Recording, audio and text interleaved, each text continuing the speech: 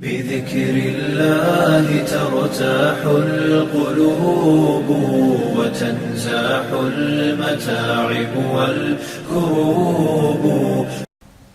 اب غزوہ خیبر سے حضور صلی اللہ علیہ وآلہ وسلم جب واپس آئے تو اس کے بعد موسم خزاں آیا اور پھر موسم سرما آیا، اور یہ دونوں مدینہ طیبہ میں ہی حضور نے گزارے.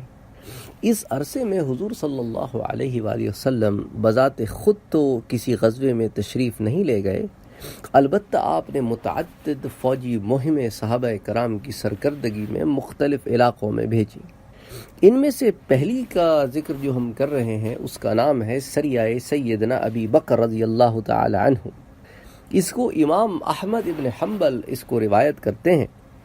امام احمد ابن حنبل اس کو روایت کرتے ہیں اور کہتے ہیں کہ حضرت سلمہ بن اقوع رضی اللہ تعالی عنہ کے واسطے سے وہ اس روایت کو لیتے ہیں کہ سلمہ بن اقوع نے بیان کیا کہ حضور نے ایک دستہ حضرت ابو بکر کی قیادت میں بنو فزارہ کی گو شمالی کے لیے روانہ فرمایا. یعنی ان کو ادب، یہ بنو فزارہ بھی ان قبائل میں سے تھے نا جو خندق میں آئے تھے.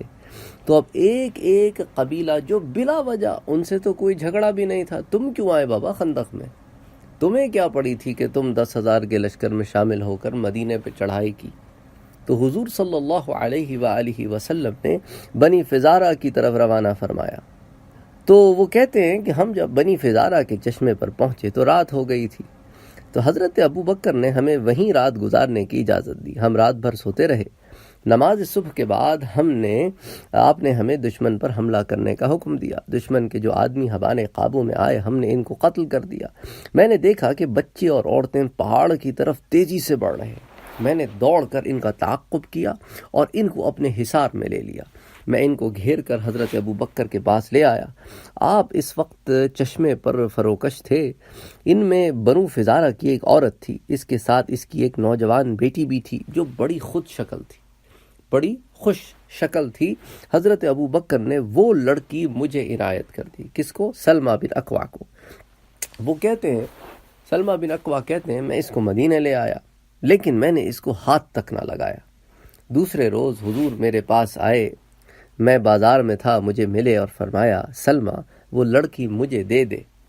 میں نے حضور سے معذرت کی. اب حضور کا حکم نہیں تھا، حضور نے بس یہ صحابہ کرام سے جب حضور بات فرماتے تھے تو کبھی حکم ہوتا تھا، کبھی جو ہے ایسی مشورہ کر لیتے تھے، ابھی کبھی کہہ دیتے تھے ہاں بھائی. تو سلمہ کہتے ہیں میں نے کہا حضور صلی اللہ علیہ وسلم میں معذرت کرتا ہوں.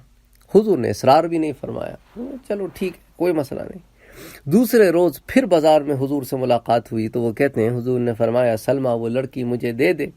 میں نے دوبارہ معذرت پیش کر دی تو حضور نے اصرار نہ فرمایا اور چلے گئے. پھر تیسرے روز حضور صلی اللہ علیہ وآلہ وسلم کی انہیں زیارت نصیب ہوئی تو کہتے ہیں حضور نے جب تیسری بار فرمایا تو مجھ سے رہا نہ گیا. میں نے کہا جی حضور آپ وہ لڑکی لے لیں. اب میں انکار نہیں کر سکا.